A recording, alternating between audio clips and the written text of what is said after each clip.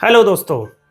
पहलगाम हमले के जवाब में लॉन्च किए गए ऑपरेशन सिंदूर की सफलता के बाद भारत और पाकिस्तान के मध्य बढ़ते टकराव के बीच आपने सीज फायर शब्द तो सुना ही होगा।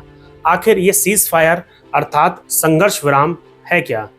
युद्ध से जुड़े अंतर्राष्ट्रीय कानूनों से संबंधित कुछ पुस्तकों का अध्ययन करने के बाद संश्लेषित रूप से हम ये कह सकते हैं कि सीज फायर एक ऐसा समझौता है जिसमें युद्ध में शामिल देश अपनी सैन्य गतिविधियों को रोकने हेतु सहमत होते हैं। इसके साथ ही ये एक निश्चित समय और क्षेत्र के लिए लागू होता है, लेकिन इसका तात्पर्य यह नहीं है कि युद्ध समाप्त हो गया है।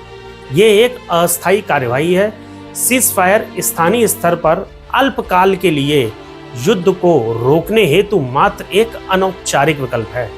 सीज फायर अर्थात संघर्ष विराम की तुलना में युद्ध विराम और शांति संधि, जिसको पीस ट्रीटी कहते हैं, अधिक औपचारिक और कानूनी रूप से अधिक सशक्त समझौते हैं।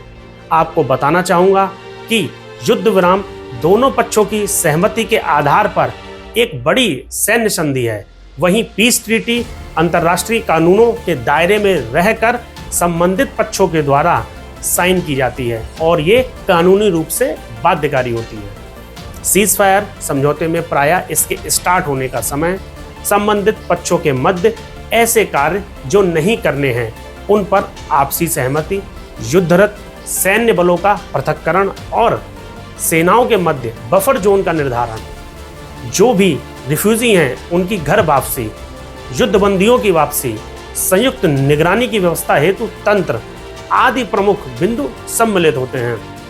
अंतर्राष्ट्रीय कानून हैग रेगुलेशन 1910 के अनुसार सीज फायर का उल्लंघन युद्ध अपराध की श्रेणी से बाहर है और इस उल्लंघन को आधार बनाकर सामान्यतः अंतर्राष्ट्रीय न्यायालय में सीधे तौर पर मुकदमा नहीं चलाया जा सकता।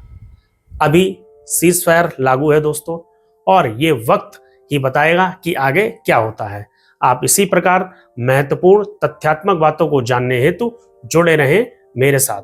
धन्यवाद।